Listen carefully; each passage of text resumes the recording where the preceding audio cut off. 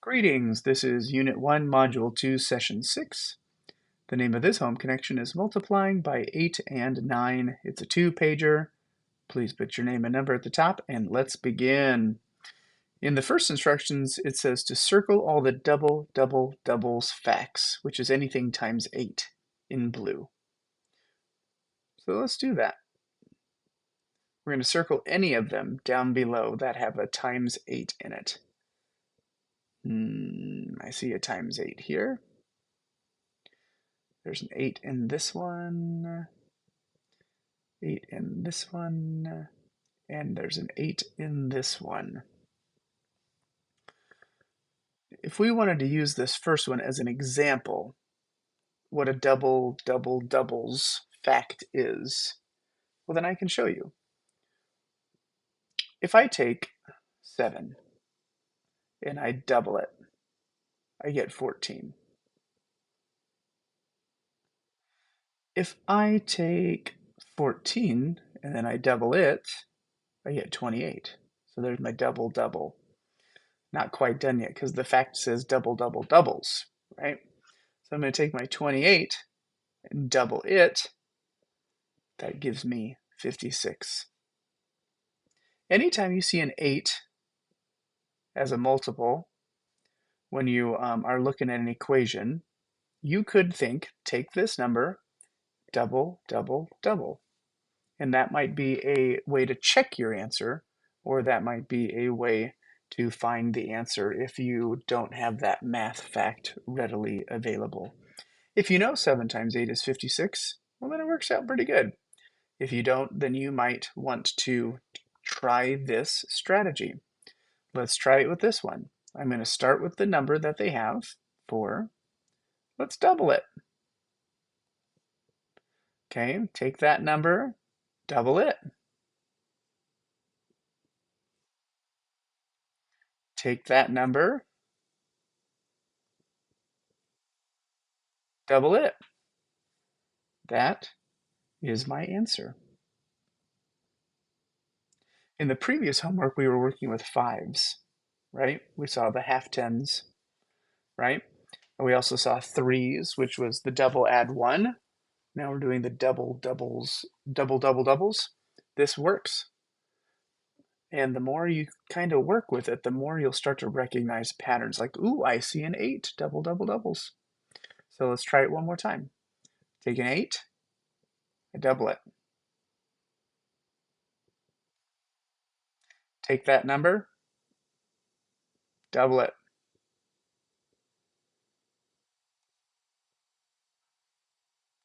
Take that number, double it.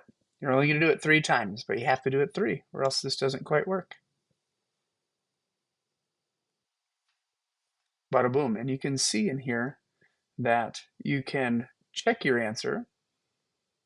Because if you think to yourself, well, I'm pretty sure 8 times 8 is 64, how could you check it? By using this math fact. Okay. Now, if we look up at the top, it says number 2, because we did all the blue ones. Now, if I look at number 2, it says circle all the tens minus 1 set facts. So I'm going to switch to red. Anything that you see that has a times 9, we can use this tens minus 1.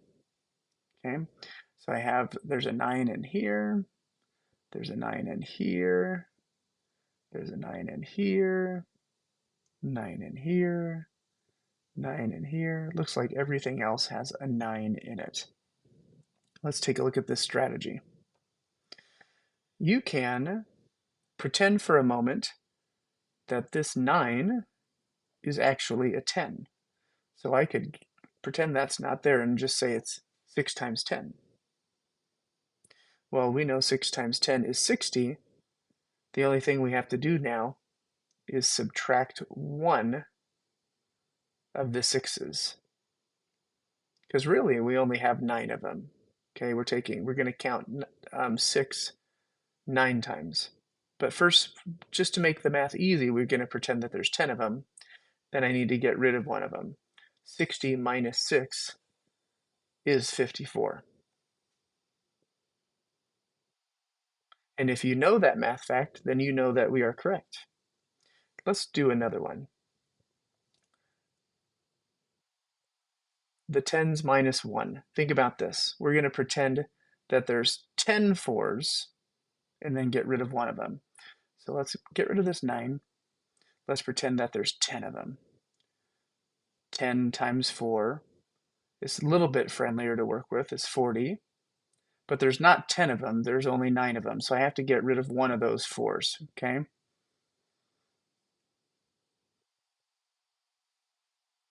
Not too shabby, right? See if we can do another one. 7 times 9. Let's pretend that there are 10 of them. 10 times 7. But there's not 10 sevens, there's only 9 sevens. So I have to get rid of one of the sevens. I'm trying to be very clear because you don't want to accidentally subtract the wrong number here. You don't want to try to put in a subtract a 10 or subtract a 9. The only thing that we're going to subtract is the number that we're counting, right? Because what are we doing? We're pretending that there's 10 sevens. Well, this is 10 sevens, but there's really only 9 of them, so I have to get rid of one of the sevens. Okay, where else am I? I'm going to do one more of these 10s minus 1, and then I'm going to let you do the remaining 2. After we've done this, go ahead and pause this video so that you can give them a try, okay? So here it says there's 9 times 3. We're going to count 3 9 times, but let's pretend we're going to count 3 10 times. That's a friendly number. 10 times 3, 30. But there's not 10 3s. There's only 9 of them. So you got to get rid of one of the 3s. So our answer is correct. 30 minus 3, 27. You might wonder to yourself, well, how could this be handy? Well, as this number gets bigger, you might not recall the math fact for 9, but you can always take it times 10 and then get rid of one of whatever that number is, okay? As usual, pause this video to work on the ones we haven't done.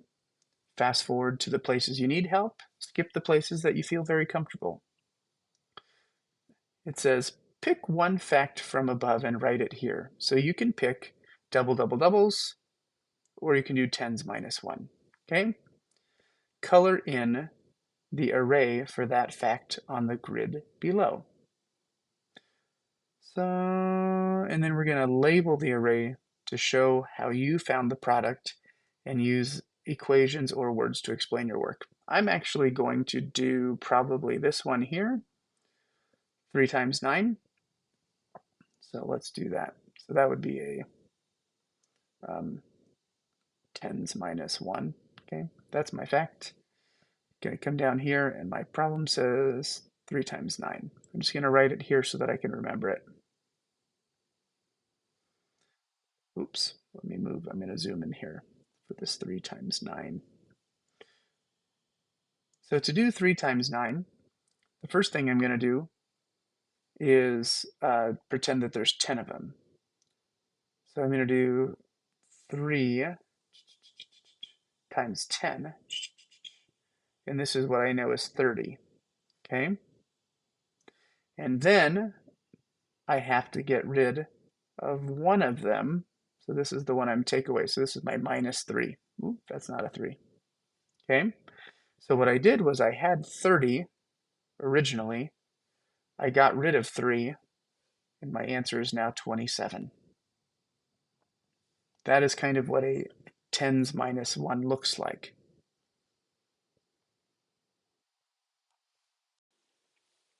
Here on the second page, you're going to label and shade 2 arrays using the double double doubles facts. Okay, you could choose 2 from the previous page or come up with your own. Is it hard to come up with your own? It has to be something times 8.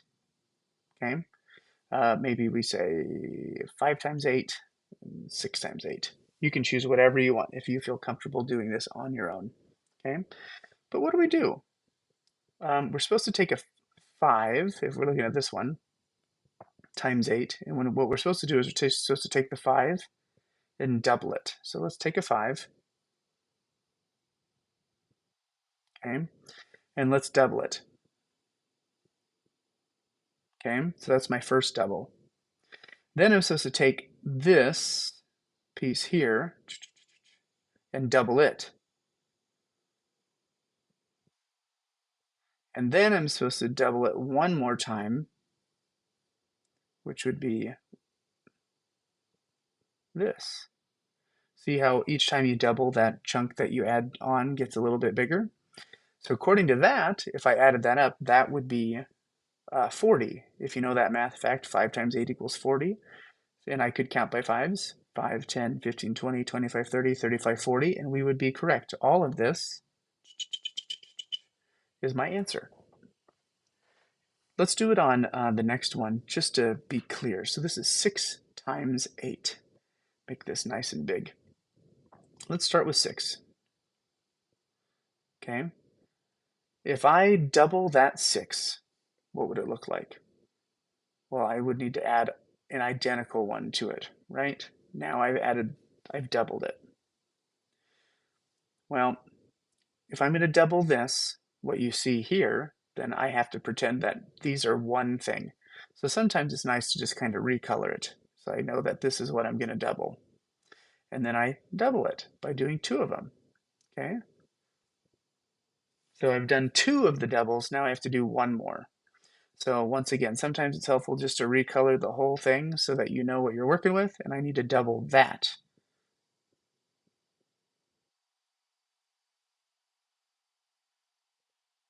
And if I did this correctly, double, double, doubles, this should be my answer. And if I'm counting by 6s, I would have 6, 12, 18, 24, 30, 36, 42, 48. Is 6 times 8 48? Yes, it is. My answer is 48.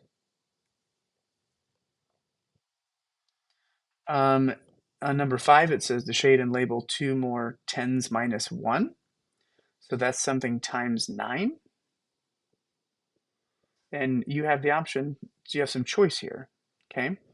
So we could do 3 times 9. You could do 5 times 9. It doesn't matter. It's going to work out if we use our strategy correctly. If I do 3 times 9, let's make a 3. Here's a 3. If I was going to count that 9 times, well, maybe I should just do it 10 times instead. Well, the easiest way that I can think of to do it 10 times would be to think of it like this. 3 times 10, 10, 20, 30. The only problem is that I don't have 10 of them, I only have 9 of them. So this part that I drew here, I just need to get rid of.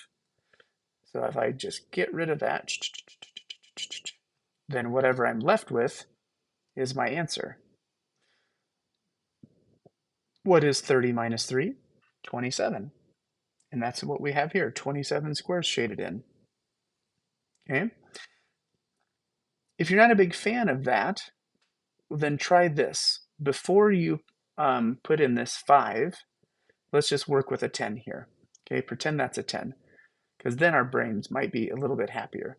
So I go, well, here's a 10, and I need 5 of them. So there's 2, 3, 4, 5, but I don't have 10 5s. I only have 9 of them. So I am going to have to get rid of one section. Okay. And if I get rid of that, then there's my answer. 9 times 5 is 45. The more you play with these physically, okay, touching them, drawing them, writing it out, the more that these are going to stick. I highly, highly, highly recommend drawing and shading and taking your time so that it looks good and makes sense. If you have questions about either of these strategies, make sure you ask someone that you feel is strong in math that's willing to help you. Don't forget your teachers are always waiting for you to ask those great math questions. See you later.